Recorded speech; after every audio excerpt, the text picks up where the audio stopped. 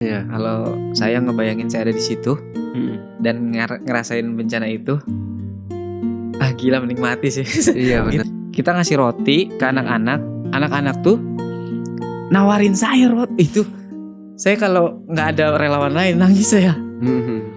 Nawarin roti, makan lah bang, makan sama-sama. Itu rotinya satu bang, rotinya satu, dia dapat satu, nawarin saya makan. Allah.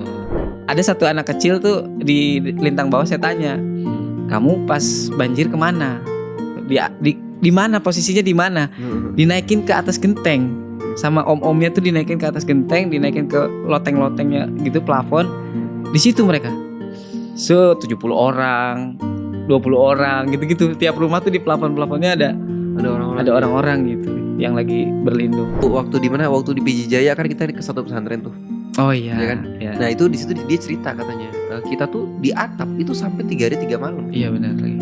Jadi kayak bayangin di atap 3 hari 3 malam nggak ada makanan, kena angin, kena hujan, kena panas, dan gak ada yang ngomong. Halo, assalamualaikum guys.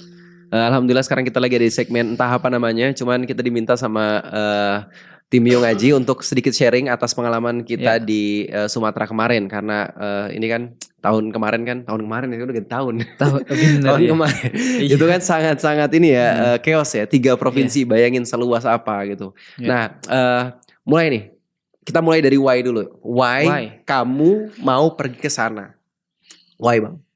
Alasan terbesarnya sih karena pengen nenangin hati ya, pengen ngelembutin hati, nenangin hati. Terus pastinya pengen dapat pahala juga karena saya berangkat dari orang hijrah yang banyak dosa. Apalagi nih yang bisa gua dapetin pahalanya yang lebih banyak gitu. Itu sih alasannya. Karena pahala, karena pengen ngelembutin hati dan pengen ngebantu sih. Ya apalagi lu kan jalannya di awal-awal ya, awal bencana banget. Tanggal 7 tanggal Desember. 7. Iya. Berarti itu minggu awal tuh ya? Minggu pertama. Minggu kedua berarti. Berarti masih chaos banget tuh? Masih lumayan chaos banget. Sampai nggak bisa ngomong sampai sana tuh, kayak ngapain ya kesini ya gitu. Kayak bisa nggak ya kita nolongin mereka seberdampak ini gitu. Gitu. Sangat chaos.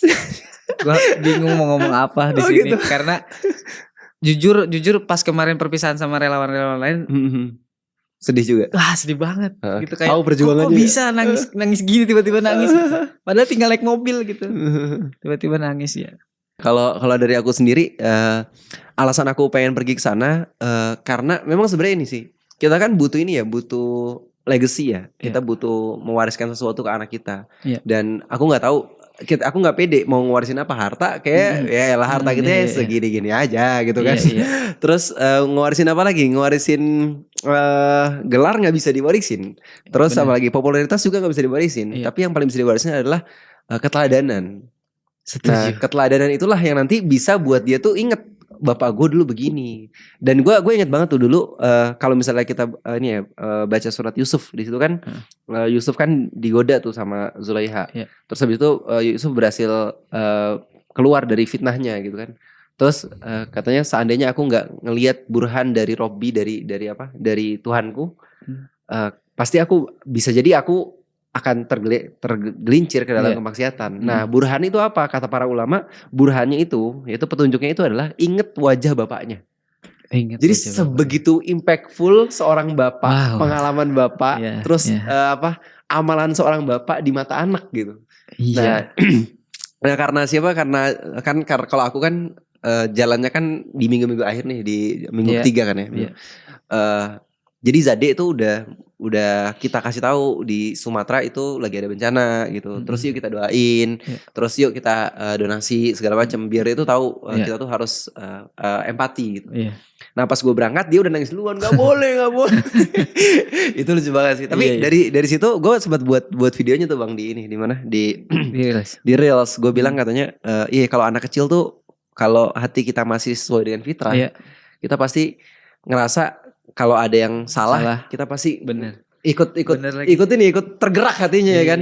Dan sedikit apapun kapasitas kita pasti pengen bantu. Itu sih why aku untuk mau kesana tuh kayak apa. Gimana bang? sampah. Sampah apa nih? Karena Sampah pemerintah gitu ya? Oh enggak. Iya, karena tadinya nggak mau, kan konten pertama gue di Aceh tuh bahas tentang sistem ini sampah banget gitu, Iya, pemerintah bener. sampah banget. Kayak ini tuh masih di Indonesia gitu. Mhm. Kok bisa selambat ini penanganannya gitu. Iya. Apalagi pas ke situ tuh udah 7 hari berlalu gitu, udah Mhm. seminggu berlalu, tapi masih sama aja, masih masyarakatnya masih di benak tuh kayak ini sampah banget sih, sistem kayak gini tuh kayak kita tuh ragu-ragu gitu. Kayak semuanya tuh pokoknya aduh, pengen ngomong kasar mulu. Udah diwakilin kan di Instagram. Iya, ya pokoknya gitulah. Pokoknya bingung mau ngapain karena kita ke situ, saya jujur sama Bang Musa tuh namanya. Iya. Cuman berdua. Berdua bisa apa? Ngirimin logistik segini doang gitu. Jadi ngerasa bingung. Hal pertama ngerasa bingung, ngerasa nggak mungkin relawan nyelesain ini. Karena seluas itu. Satu daerah aja, Tamiang aja luas banget. Luas banget. Gitu, iya. Kayak gitu sih Bang. Kalau saya ya, kalau perasaan pertamanya kayak gitu, kesel, marah, dan nggak mungkin. Iya. Dan itu juga sebenarnya adalah perasaan yang wajar dialami oleh orang yang lagi kehilangan. Iya. Marah, sedih, kecewa gitu kan. Iya. Dan kayaknya setiap orang yang kesana juga perasaannya kayak gitu deh.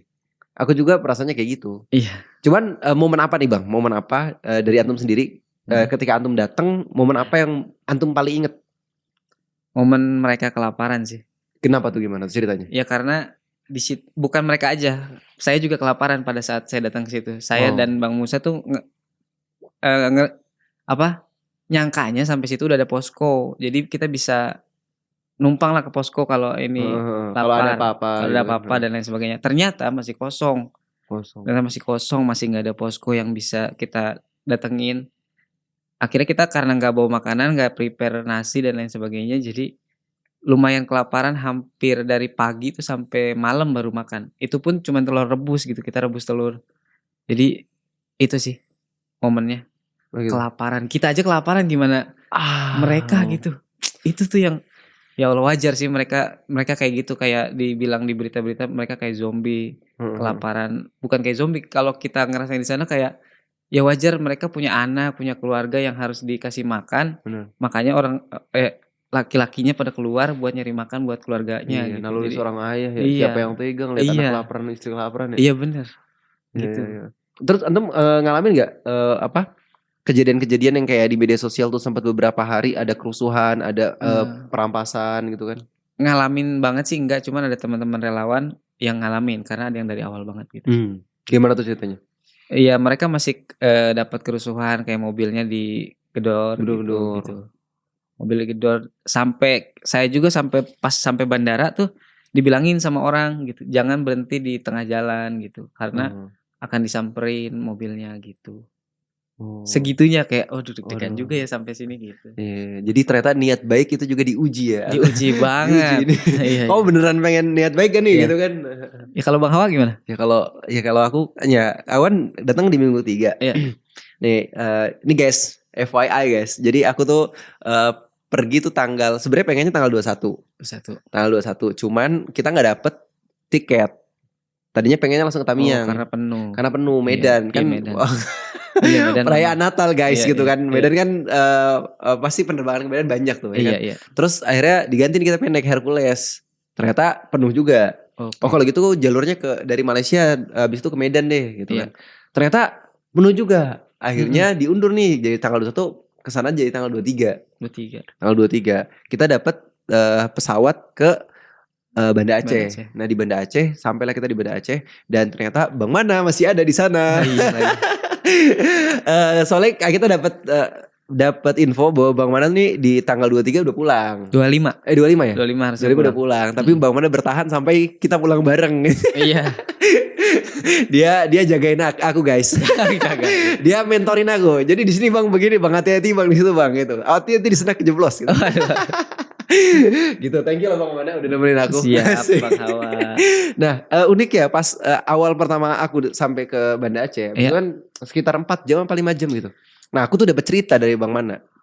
Jadi ternyata dia ini dari Tamiang naik motor ke Banda Aceh jemput kita 12 jam. 12 jam. Rekor. Gimana kondisi jalan Aceh gimana 12 jam? Kalau normal ya, kalau itu normal tidak lagi bencana kayak gitu, saya sih takut sih. Maksudnya karena lewat hutan, yang lewat hutan terus samping kanan kirinya rumah kosong semua karena terdampak kan. Terdampaknya. Warnanya coklat Aduh. semuanya. Dan segelap itu gitu karena dan cuman lampu motor doang. Lampu motor trail lagi kan? Lampu motor trail Kan lagi ya, yang enggak seterang redup, itu. bener. Yang redup-redup gimana gitu. Terus tuh kan nyalahin maps ya. Iya. Karena takut nyasar pas di situ. Bener. Karena ini hutan, ini gimana caranya, dan itu posisinya sendiri. Heeh. Belakang gak ada orang, depan gak ada orang, dan tengah malam gitu. Hujan lagi. Hujan enggak sih, enggak terlalu hujan, gerimis-gerimis gitu aja. Itu ngerasa ini kapan sampainya ya, ada jalanan bener enggak ya? Ini salah enggak ya? Gitu. Oh, itu deg-degan banget sih. Tiba-tiba Saya sampai enggak berani ngerekam. Padahal itu momen kalau direkam sama drone gitu, wah keren banget saya, Bang. Iya. Woi, gitu. Mana nih gitu. Gak ada orang sama sekali. Sama gak berani. Gak usah ngerekam. Udah jalan aja sampai ketemu terang gitu. Oh, gitu. Sampai ketemu jalanan bener lah gitu. Udah segitunya, separah itu. Dan itu 12 jam. Sampai mata merah. Mata merah. Ini udah kayak topo, Bang. Kayak elap. Bener. Topo. Kayak elap gitu. Terus itu pengalaman paling ini sih, paling menegangkan di hidup saya. Salah satunya seumur itu. hidup tuh. Iya, naik motor sesepi itu sendirian. Selama trail. itu juga. Selama itu juga. Wow. Di jalan ngeliat apa aja Bang? Ada fenomena-fenomena menarik gak? Enggak sih, cuman jembatan putus gitu. Karena di jembatan putus makanya lewat-lewat hutan gitu. Jembatan utamanya putus. Kalau enggak putus sih paling cuman 5 jam di map. Map tuh 5 jam. Aktualnya setelah Jalanin dijalani 12 jam. 12 jam. Sama ini, kalau kemarin waktu kita dari Banda Aceh, Pidijaya terus ke Tamiang banyak bendera putih. Oh iya, Iya kan? itu benar. Pas saya naik motor tuh banyak bendera putih gitu. Dan itu nggak di satu lokasi kan? Enggak, banyak. Banyak tuh. Banyak sepanjang jalan. Sepanjang jalan. Itu menandakan bahwa gila kita udah capek banget, udah nyerah ya. Nyerah gitu. Nah, anyway pas aku datang nih, ketemu Bang Mana kan. Dikira kita bawa logistiknya itu sedikit gitu, tapi banyak gitu kan. Terus akhirnya gimana caranya mobil kita cuma satu gitu. Akhirnya nyewa gitu kan. Ya. Dan di situ kerasa sih kalau misalnya memang kita pengen apa-apa semuanya nyewa. Nyewa. Bahkan aku pernah dengar kayaknya kemarin nonton pernah cerita kita butuh apa? Misalnya butuh ekskavator, ya udah kita sewain gitu kan. Iya. Jadi kita tuh beneran apa yang memang dibutuhkan sekarang sama masyarakat, kita kalau bisa ada uangnya sekarang ya udah kita sewain sekarang gitu. Nah, pergilah kita ke titik pertama aku sih. Titik pertama aku itu di Pidijaya. Di Pidijaya itu pas datang hujan nggak berhenti dari jam 12 coba. Iya. Sampai malam dan parahnya pas kita pengen udah bawa logistik ya kan, udah naik ke pick up ya kan. Semuanya udah siap. Datang kita ke lokasi. Ternyata banjir. Banjir naik kan. Dan teman kita ada yang nyasar, ada yang terisolasi. Iya, terisolir. Soalnya gini nih, di saat terisolasi tuh kan, aku nggak tahu nih pengen ngapain nih. Serem sih asli. Iya. Aku ngerasa kayak ini 3 jam lagi, soalnya naiknya cepet. Dari semata kaki tiba-tiba udah sedengkul. Tiba-tiba dikabarin di depan udah dada. Terus ya Allah, ini kalau misalnya gue lama di sini malam-malam bisa ada banjir susulan gak ya? Iya. Terus ya udahlah gue di tempat posko aja lah. Terus Bang Mana dengan teganya dengan nekatnya dia pergi ke mobil kita, ambil apa? Ambil seling ya? Ambil ini karabiner sama nggak nganyut tali wibing. Iya. Nah, terus dia masuk ke daerah yang banjir buat nyelamatin teman kita yang terisolasi gitu kan deh. Gimana tuh Bang? Tapi lucu sih. Gimana? Ada lucunya, ada seremnya kan. Bener. Jadi kita kan ada tim gitu. Jadi sebelum itu banjir naik, ada mobil yang di posisinya udah mau diturunin logistik. Ternyata hujan, terus naiklah banjir. Akhirnya salah satu tim yang bisa bawa mobil ngamanin mobil jauh dari banjir itu. Nah, sisanya ada di pusat banjir, ngamanin warga yang panik. Nah, segitunya abis itu kita tadi kayak cerita Bang Hawa, kita ke pusat banjirnya untuk nyelamatin teman. Karena kita deg-degan kan teman kita masih di sana, Bener. selamat atau enggak. Arus kenceng lagi. Arusnya kenceng. Bener-bener kayak laut kan? Iya. Iya kan kiri Dan- kanan udah iya. tenggelam. Ih. Bener. Saya tuh pas nerobos itu ngelihat ke kanan tuh kayak luas tuh, kayak laut. Ini laut bukan ya? Itu Wih, dalam hati kan. Iya bener. Karena gelap. Nah, kalau laut ini saya akan kebawa ke laut kalau keseret. Langsung gimana-gimana gitu. Karena kita panik, takut teman kita kenapa-napa. Ya udahlah, kita selamatin, kita coba masuk pelan-pelan dengan arus yang segitu kencang. Pas sampai lokasi, Tunggu. Posisinya juga iya, kita nggak bawa pelampung. iya lagi. Nggak Dan bawa kita nggak pelampung. bawa apa perahu karet. Iya, ketinggalan di Tamiang. Tinggalan ya. Karena memang nggak expect akan sebanjir itu lagi. Bener. Gitu. Dan kita dapat laporan bahwa di daerah situ juga udah ada 1 korban. Iya, Aduh itu makin ngeri dah. ngeri. Suasananya makin gelap. Aduh serem dah pokoknya deh. Serem, nggak bisa dibayangin ya. Plot twistnya apa? Plot twistnya saya tuh nerobos sampai lah di titik teman kita ngungsi, dia lagi makan Indomie. Diamanin warga gitu. Ya udah Mas, ini aja makan Indomie dulu. Akhirnya saya oke, Gitu, makan ini yang Indomie saya juga. butuhkan gitu karena lapar banget. Oke, makan dulu akhirnya gitu. Iya. Alhamdulillah selamat. Di titik itu juga Bang, aku kan di posko itu ya. Di posko itu ketemu sama namanya Pak Mukhlis. Pak Mukhlis. Pak Mukhlis itu kayak penanggung jawab posko itulah, Ya. gitu kan. Terus ternyata kita ngobrol-ngobrol cerita-cerita.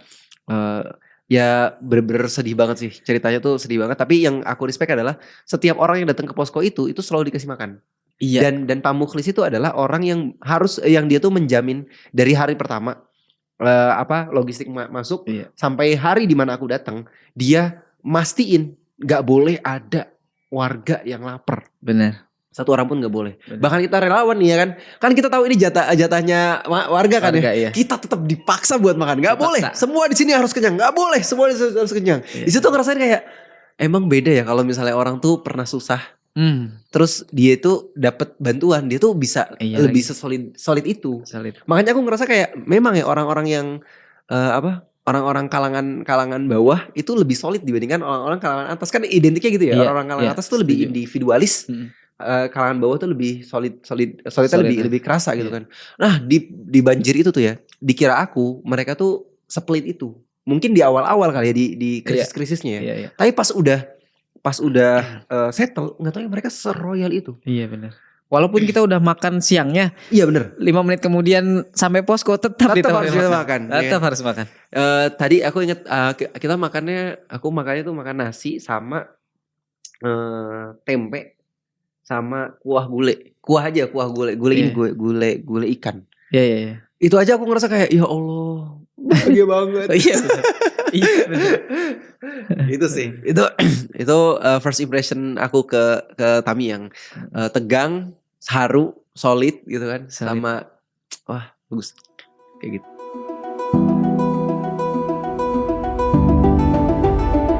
Kuat sih.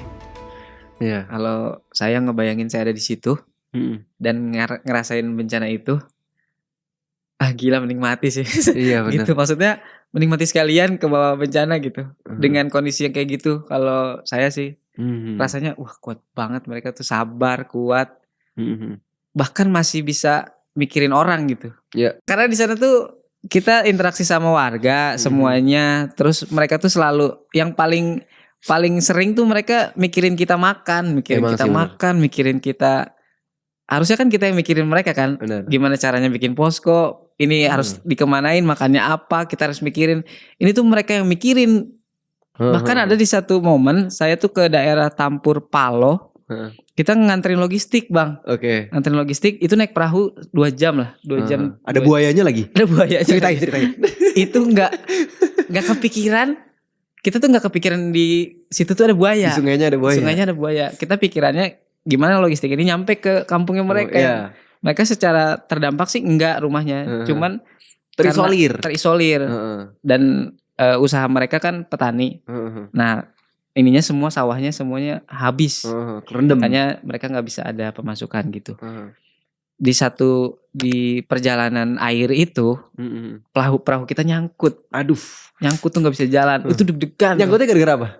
Pasir kayaknya. Oh, Jadi pasir. ada pasir tuh di bawahnya. Jadi si ininya nyangkut di pasir. mau nggak mau kita harus turun, dorong. Jadi kan bahasa segala macam. Wah, ini harus turun nih, dorong perahunya sampai ke dalam lagi tuh. Pas kita udah naik, selesai, pulangnya kita ngelihat buaya. Terus kita nongkrong gitu. tadi kita turun. Tadi kita turun nih, bener ada buaya tuh. Ya Allah, gitu bang. Tapi pas sampai tuh kayak warganya, itu saya videoin tuh. Kita ngasih roti ke anak-anak. Anak-anak tuh nawarin saya roti. Itu saya kalau nggak ada relawan lain nangis saya.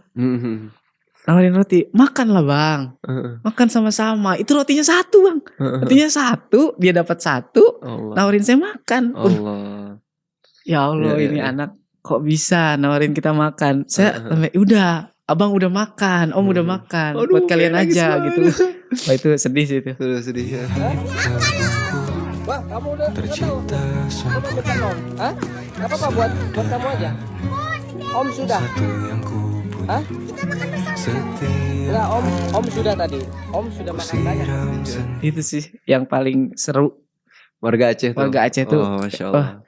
Masya Allah lah gitu. Baik-baik. Masya Allah. Kalau aku pribadi aku tuh ke Aceh tuh udah 2 kali sekarang berarti ya. Yang pertama itu aku ke Lok Sumawi, ke tempat guru aku sama teman aku. Di sana punya di sana teman aku ngajar di situ di salah satu pondok. Nah, kita lewatin kan ya sebelum ke Tamiang, kita lewatin Lok Sumawi kan. Aku tuh diceritain di situ warga Aceh itu satu, mereka tuh sangat menjunjung tinggi agama ya kan. Iya. Agama. Bahkan makanya daerah istimewa kan karena peraturan daerahnya juga beda. Ada cambuk di sana gitu kan, ada ya kayak gitulah. Yeah. Terus teman aku tuh bilang, "Bang, kalau misalnya antum ke Aceh sini gitu, terus kemudian antum ngelihat ada orang yang tidak berhijab gitu kan. Itu kemungkinannya 3. Yang pertama dia anak-anak, yang kedua dia non-muslim, yang ketiga dia orang gila." Jadi semuanya itu pasti taat syariat gitu, ngerti kan? Benar. Nah, pas ketemu memang karakternya gitu, kuat-kuat gitu kan ya. Dan kalau kita ngelihat sejarah juga ya, memang mereka kuat itu karena nenek moyang mereka kuat. Bahkan satu video tuh yang aku inget tuh yang ngomongin tentang mu'alim, yang sambil kan mereka kan jalan tuh berpuluh-puluh kilo kan untuk bisa dapetin beras kan. Dia bilang, "Udah jangan nangis lagi mu'alim. Kita udah ngelewatin krisis, kita udah ngelewatin ini mu'alim. Ayo semangat, jangan nangis mu'alim." Itu aja aku ngerasa kayak Iya. Aduh gitu kan. Kayak mereka tuh udah diterpa badai sekian banyaknya, tapi mereka tetap tegar gitu kan. Itu jadi kayak aku ngerasa kayak, aduh bisa gak sih gue di titik itu gitu. Iya. Susah sih kayaknya. Susah. Itu kayak apa ya, kayak tekad yang diwariskan gitu. Dan minimal aku berharap sih kebaikan-kebaikan yang kita lakukan terus atau enggak dakwah yang kita lakukan itu semangatnya ngalir juga sih ke anak-anak kita gitu sih, kayak gitu. Benar. Bayangin tidak bisa dibayangkan. Iya. Ada satu rumah yang posisinya di sini. Ketika banjir pindah ke jalanan gitu. Itu segitu tuh. Ke bawah itu gitu. Sampai pindah rumahnya, sampai remuk, hancur. Sampai saya tuh minggu pertama di situ tuh nggak bisa hafal jalan. Karena warnanya sama semua, coklat. Warnanya coklat. Ini tuh di mana? Posko saya di mana? Gitu-gitu. Sampai saya minggu kedua pas Bang Hawa datang tuh baru apal tuh saya. Jalanan ini ke sini, nyari makan ke sini, nyari ke posko ke sini. Gitu-gitu. Apalagi pas ke lintang bawah kan. Itu kayunya dari ujung ke ujung. Kita lihat kayu semua kan. Kayu semua. Kegeser tuh yang paling gede tuh kan. Iya.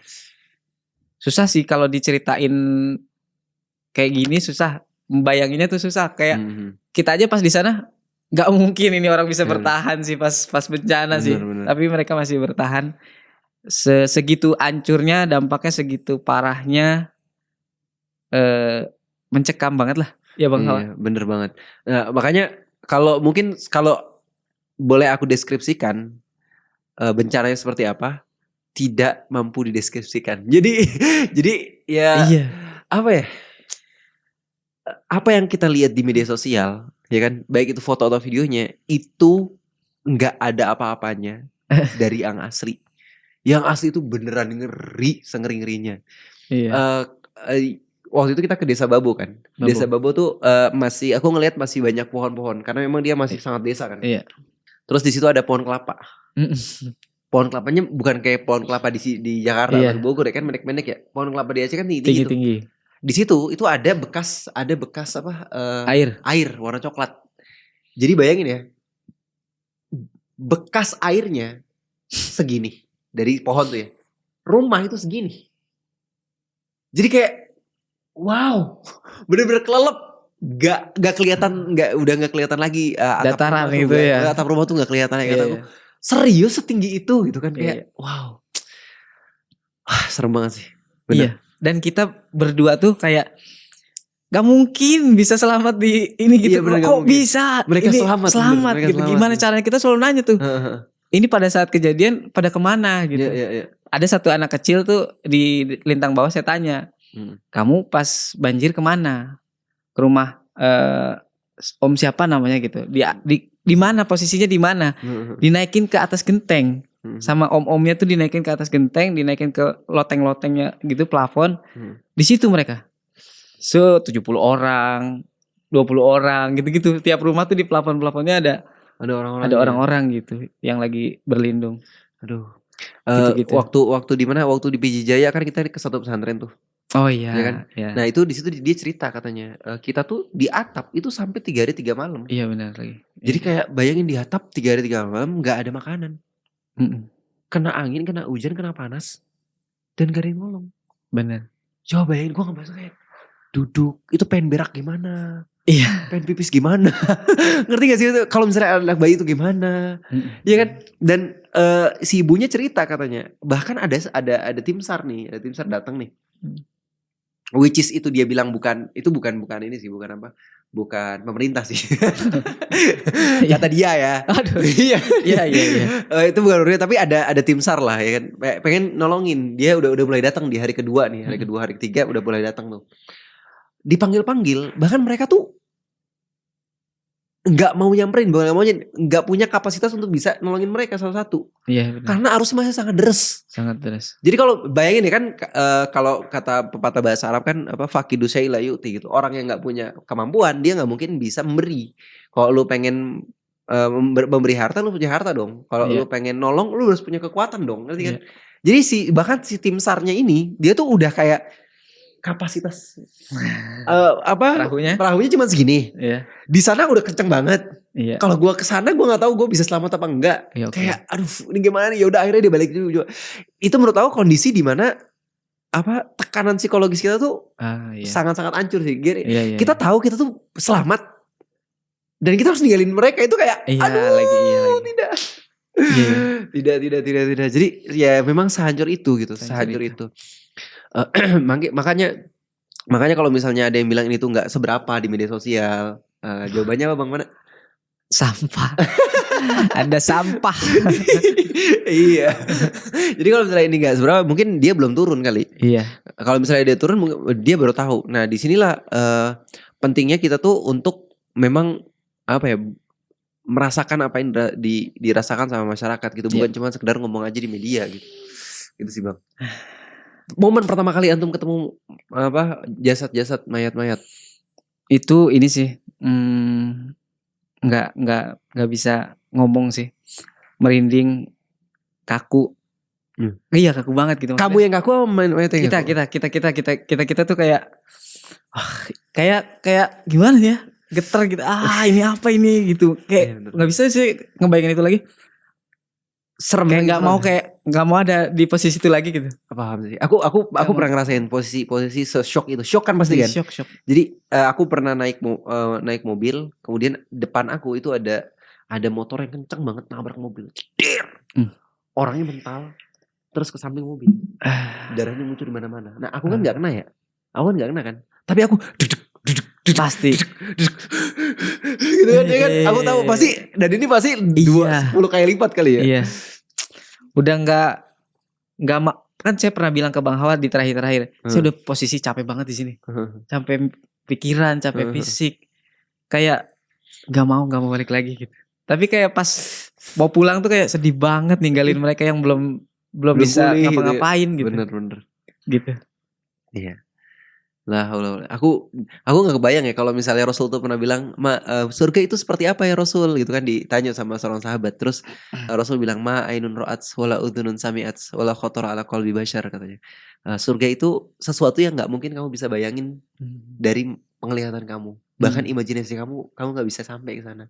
Kamu nggak akan pernah dengar seperti apa keindahan surga.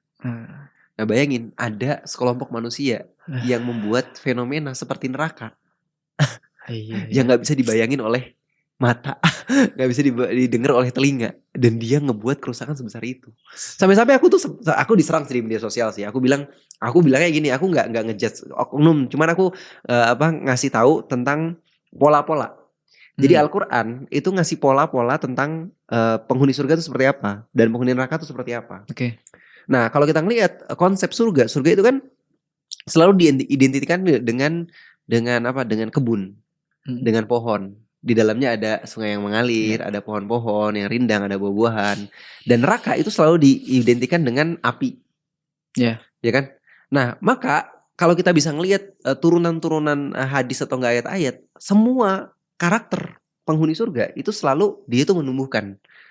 Selalu menumbuhkan, kayak misalnya menolong orang. Berarti kan dia menumbuhkan orang itu kan? Iya. Ya kan? Terus berkorban, menumbuhkan. Terus apa lagi? Ada banyak. Pokoknya karakter surga itu selalu menumbuhkan, merawat, gitu kan, menjaga. Ya itu karakter surga. Tapi kalau karakter neraka selalu merusak, selalu membakar. Jadi kayak menzolimi orang lain. Iya. Itu kan membakar kan. Bayangin ya. Dan neraka itu identik dengan api. Api itu kan dia itu nggak bisa eksis sebelum dia tuh nginjek sesuatu, sebelum dia tuh ngebakar sesuatu. Kalau nggak ada sesuatu yang dibakar dia bakal hilang kan. Nah kezoliman itu kan ada hak orang lain di situ kan. Jadi dia makan harta orang yang zolim. Nah dia nginjek orang di situ. Dia sebenarnya nggak bisa eksis tanpa dia nginjek orang. Iya kan. Nah pola orang-orang yang rusak ini pola-pola neraka nih, ya kan. Dan bayangin berapa banyak bencana sebesar 3 profesi ini udah serusak ini kan. Serusak nih. Maka itu adalah pola-pola penghuni neraka gitu. Langsung gue langsung gue diserang bang. Anda tidak boleh menjudge orang katanya.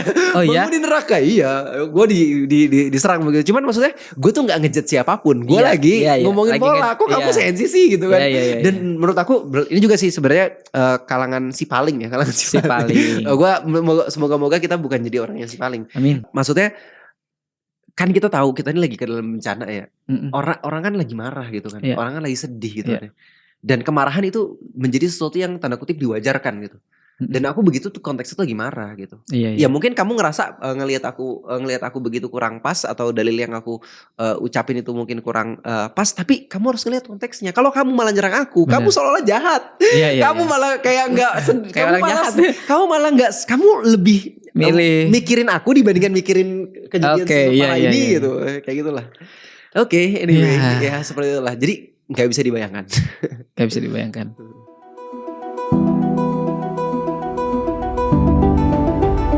Mereka masih ceria, alhamdulillah masih sangat ceria, masih bisa bermain di kondisi itu. Apalagi dengan datangnya relawan gitu, sangat membantu mereka untuk dapat permainan-permainan buat mereka lupa trauma healing dan lain sebagainya gitu. Itu kesannya mereka masih sangat bisa kita kita ubah lah gitu. Jangan sampai anak-anak itu jadi momen mereka malah hancur di sini gitu. Iya benar. Datangnya relawan menurut saya jadi satu titik di mana anak-anak itu punya POV lain tentang kebaikan gitu. Iya. Kalau misalnya ngomongin tentang anak-anak, berarti kita kan ngomongin tentang masa depan ya, ngomongin tentang generasi ya. Aku ngerasa ini adalah satu turning point di mana anak-anak itu bisa menceritakan kondisi mereka dulu untuk masa depan, untuk pelajaran di masa depannya. Bayangin ya, dia bilang, aku nggak kebayang misalnya dari sekian ribu anak yang terdampar, dia bilang begini, Pak, saya itu adalah penyintas korban banjir dan longsor di tahun 2025. Di titik itu saya masih kecil. Saya ingat ibu saya itu mati-matian buat nyelamatin saya. Sampai ibu saya nganyut sendiri. Dan saya di atas cuma sama adik saya. Bapak saya nggak tahu kemana. Dan saya jadi yatim piatu. Dan kan dia bisa cerita secara subjektivitasnya diri dia gitu kan. Dan di titik itu saya ngerasa bahwa Aceh nggak boleh kayak gini lagi, gitu kan? Itu kan adalah momen yang akan ngubah hidup Benar, kita kan ya. benar. Jadi bayangin ya, di dalam hidup kita itu kan kita punya banyak momen-momen yang jadi titik balik. Gue harus berubah nih. Iya. Kalau gue nggak berubah, gue chaos nih, gitu kan? Iya. Nah salah satunya misalnya kalau di aku ya, momen aku ngerasa kayak ini momen yang gue harus berubah. Itu adalah momen ketika aku punya anak. Oke. Kayak ya ampun, gue udah punya anak, ya Allah. Gila, Iya, hidup iya, ya iya. gitu kan. Kecil hidup lagi gitu kan. Wow gitu. Itu kan kayak membuat kita berubah gitu kan. Iya, Momen iya. ketemu istri, momen ketemu anak. Baik. Nah, ini momen sebesar ini itu kalau nggak ngerubah seseorang, itu menurut aku itu aku percaya itu bakal ngerubah seseorang gitu. Ngerubah seseorang, entah dia kayak pengen majuin Aceh secara ekonomi, majuin Aceh dengan supaya politiknya lebih jujur, majuin Aceh supaya pendidikannya lebih maju dan lain sebagainya. Menurut aku itu sesuatu yang ini yang apa? Yang aku harapin di masa depan ya buat mereka. Tapi itu harapannya. Tapi kalau misalnya ketakutannya adalah aku takut banget justru dengan kehancuran dengan bencana ini terjadi, mental mereka malah drop dan mereka malah ngerasa gue pantas buat dikasihanin. Ngerti gak sih maksudnya? Iya. Jadi gini, dalam teori perubahan kan kita tuh bakal kita dapat masalah. Masalah itu akan buat kita jadi kuat banget atau kita jatuh banget. Soalnya di banyak video yang aku lihat di media sosial itu ada banyak anak-anak yang jadi malah gampang minta gitu. Iya. Ya kan, itu juga yang buat aku sedih sih, karena aku ngerasa kayak ya Allah, aku nggak pengen kayak gitu. Maka jujur aku sangat respect sama teman-teman relawan. Kemarin aku ngelihat ada Kaseto, terus kemudian teman kita Aulion, dia pengen kayak kayaknya ayo kita ngadain trauma healing buat mereka yuk. Itu buat aku itu sesuatu yang lebih besar ya impactnya ya. Benar.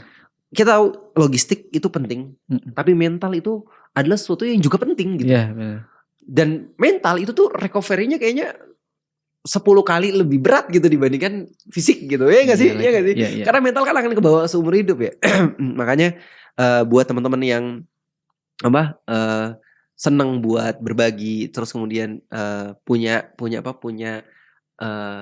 atau berprofesi sebagai guru atau enggak orang yang ngerti tentang trauma atau enggak psikolog segala macam.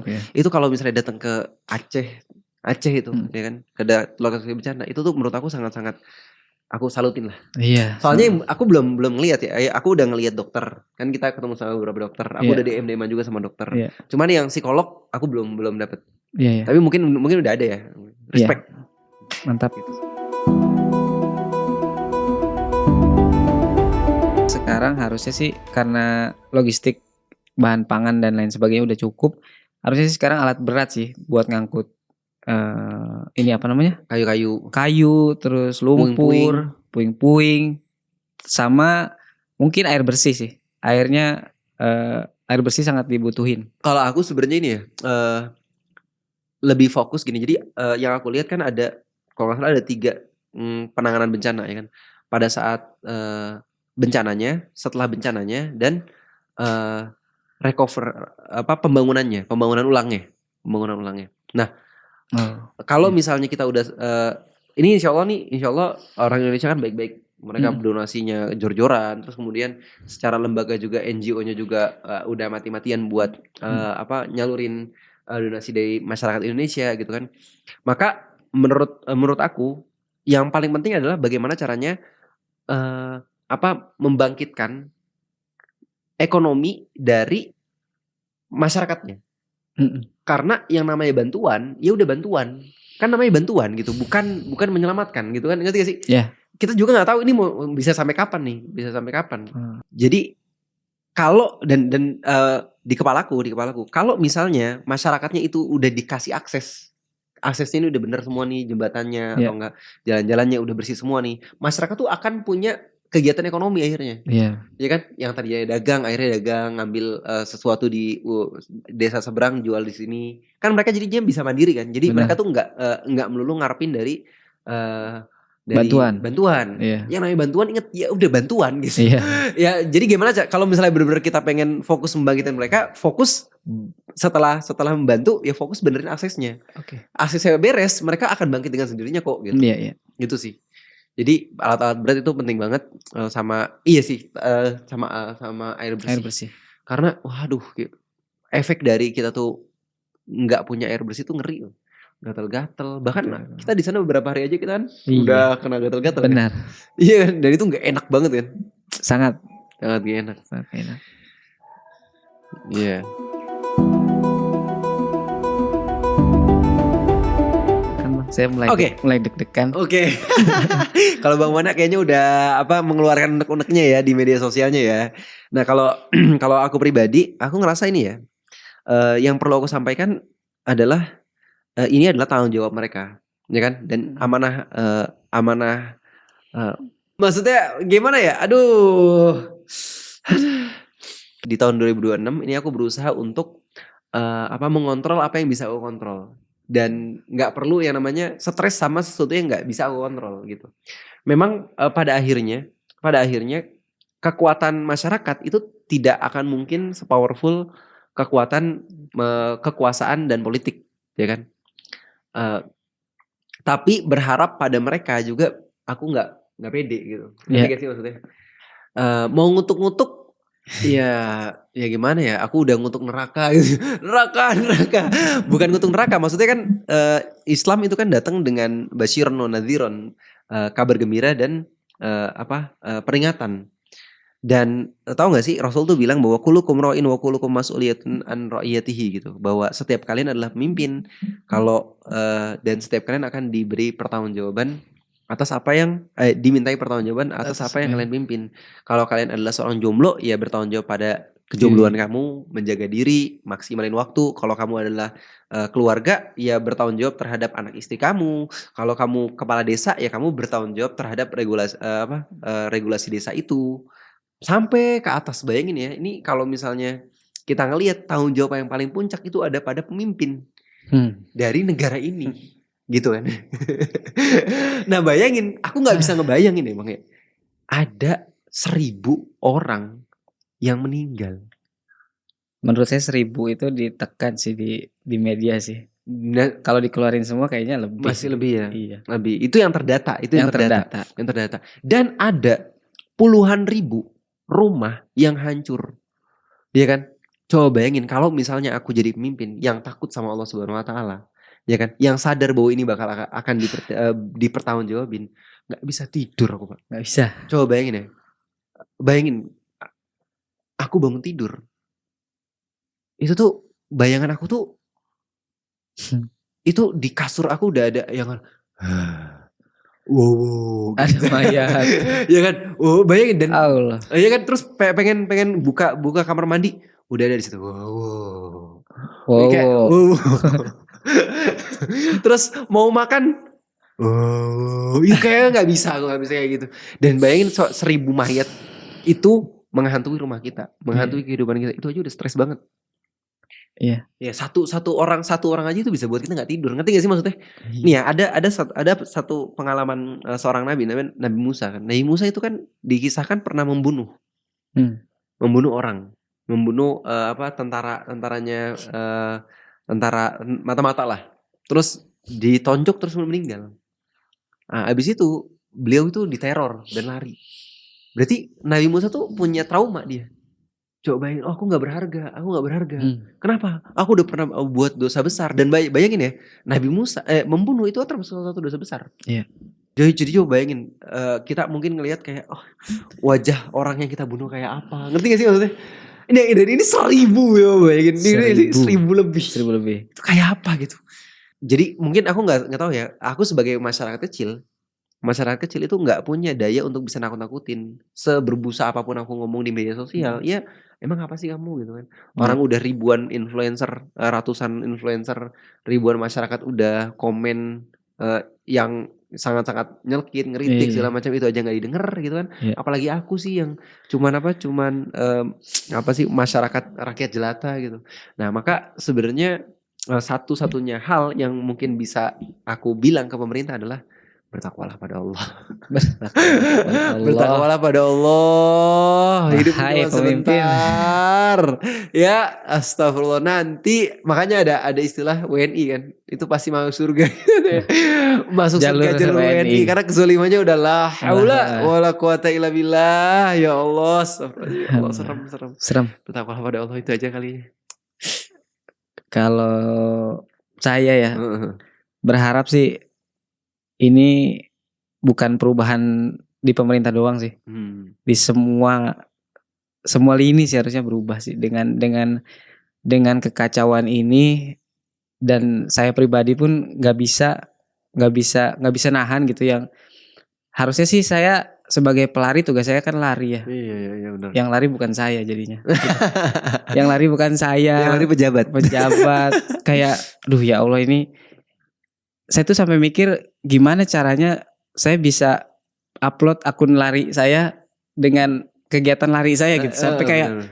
bisa nggak ya ini Balik lagi gitu. maksudnya gue pengen lari, pengen olahraga lagi sebagaimana mestinya akun ini dibuat gitu. Ya. Tapi sampai nggak nyangka banget sampai bisa ngomongin pemerintah, ngomongin Aceh, itu tuh kayak udah di titik kayak gitu. Kan nggak kan bisa gitu orang-orang yang lain gitu yang ngomong, bukan gua gitu. Sampai ngomong gitu kayak kenapa harus gua nih yang ada di Aceh, kenapa harus gua yang ada di posisi ini gitu. Tapi di situ gue sampai bilang bang sama diri gue waktu khususnya waktu naik motor 12 jam itu. Setelah sampai tuh gue langsung chat istri di tengah malam. Ada di satu momen di perjalanan gue tuh nangis bang, karena ninggalin anak istri segininya selama ini. Terus ngebayangin Rasulullah tuh pas hijrah gini. Bedanya gue naik trail, Rasulullah naik onta gitu kayak. Iya. Itu tuh kayak gimana kalau gue mati di sini, anak istri gue kayak apa gitu. Jadi buat pemerintah, ya saya tahu saya bukan siapa-siapa, saya tahu bukan rakyat yang berpengaruh seperti rakyat yang lain. Cuman aduh, tolonglah perbaiki ini gitu. Jangan sampai aduh, ada tisu bang itu. Pokoknya gitulah. Ya. Gak bisa ngomong dari tadi tuh, dari awal sampai sekarang tuh kayak udah gak mau ngomongin Aceh gitu. Iya. Dalam hati tuh kayak aduh, ini bukannya gak peduli ya, maksudnya bukan gak peduli kan. Gue sangat peduli sama kemanusiaan lah gitu. Maksudnya kita sama-sama manusia gitu, sama-sama orang dari bawah gitu. Aduh, gemeter nih ngomongnya. Ya gitulah Pak Prabowo. Harapannya sih lebih baik gitu, lebih baik. Jangan sampai hancur lah, hancur. Kayak tadi kita udah ngomongin anak kecil, mental mereka harus dijaga. Rakyat sana gitu. Kayak saya rasa bukan rakyat Aceh aja yang ngerasain ini, semuanya merasakan gitu. Muaknya dengan kepemimpinan yang kayak gini gitu. Gua harap nggak ada lagi yang bisa disuap sama beras di 5 tahun sekali, disuap sama uang 50.000 di 5 tahun sekali. Nggak ada lagi orang-orang yang berpikiran sampah. Disuap sama sonhorek gitu. Jangan mau dibegoin sama media sosial. Setiap 5 tahun sekali tuh fenomena yang ada tuh pemerintah bikin video haru, dikasih backsound terus lu percaya gitu. Lu kayak udahlah jangan kayak gini lagi gitu. Gue tuh pengen hidup sebagaimana hidup gue gitu, yang harusnya gue bisa olahraga setiap hari. Ini gue udah sebulan gak olahraga, sebulan gak lari. Bener. Dan kita pas sudah sampai sini masih recovery kan, masih Iya. Nyari ritme kan. Iya. Ya tidur masih gak bener, makan masih gak bener. Iya bener. Iya bener. Seberantakan itulah. Itu baru Aceh. Jangan sampai tempat-tempat lain gitu ngalamin. Bener, gitu. Apalagi kan kita udah dapet ini ya, dapat kabar Cirebon kena, ini kena, Kalimantan. Iya Kalimantan pas belum selesai pada saat gitu. Gitu. Ya ampun. Kalau iya sih bener. Aku sih minimal kalau mereka minimal tahu diri lah. Kalau lu nggak pantas, kalau lu nggak punya kapabilitas. Iya benar. Gak usah menjabat, serem banget. Iya. Sedih sih udah. Sedih aja lah. Kalau ngomongin Aceh dan Sumatera ini momen 2025 paling sedih yang saya alami.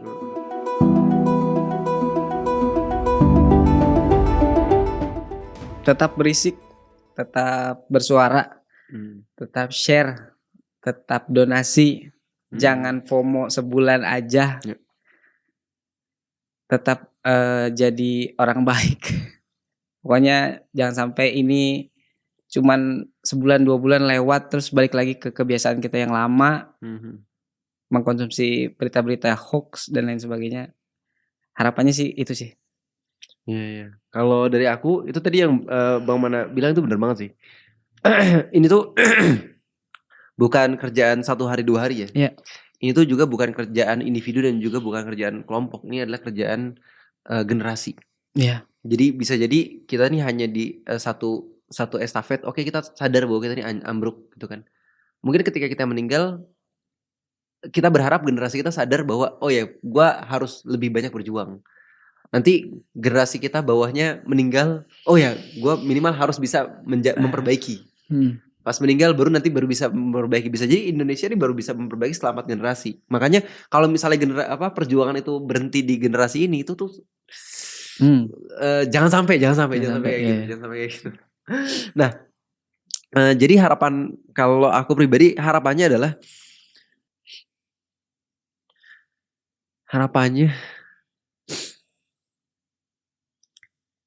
bingung. Mau berharap apa gue ya? Kayak udah bingung ya. Udah bingung. Dengan pemimpin yang segininya mau berharap apa? Berharap Ya apa kita? ampun. Nah, ini aja deh. Tentuin posisi kita. Kita tahu mungkin kita nggak bisa merubah, tapi pastiin posisi kita itu di posisi yang baik. Sama seperti kisahnya Nabi Ibrahim pada saat dibakar kan, ada semut yang bawa air dan ada cicak yang niup-niup gitu kan, niup-niup api. Ya udah tinggal tentuin keberpihakan kita. Itu yang pertama. Tentuin keberpihakan kita di mana. Biar kita bisa bersaksi di hadapan Allah Subhanahu wa taala bahwa kita ada di posisi yang baik gitu ya. Dan jangan lupa terus dukung Sumatera, dan insya Allah di awal tahun ini ada Ustadz kita, Ustadz Wimar Aditya bakal pergi ke Aceh, dan buat teman-teman yang pengen berdonasi, dan ada pesan juga dari Ustadz Wimar, karena ini adalah bencana yang sangat besar, maka biasanya itu tuh 70-80% donasi itu gemuk di awal, terus setelah donasi biasanya kendor tuh. Padahal ini adalah pekerjaan jangka panjang. Maka kalau teman-teman punya budget misalnya 5 juta gitu, ya udah kasih 500 ribu tiap bulan misalnya gitu. Nah, itu juga pesan dari Ustadz Wimar. Jadi Ustadz Wimar pengen pergi ke sana dan ngajak teman-teman semua yang punya rezeki untuk bisa berdonasi. Insya Allah bakal Ustadz Wimar salurin sendiri. Insya Allah. Linknya ada di sini. Oke, barakallahu fikum. Makasih udah dengerin teman-teman. Semoga ada manfaatnya. Assalamualaikum. Assalamualaikum.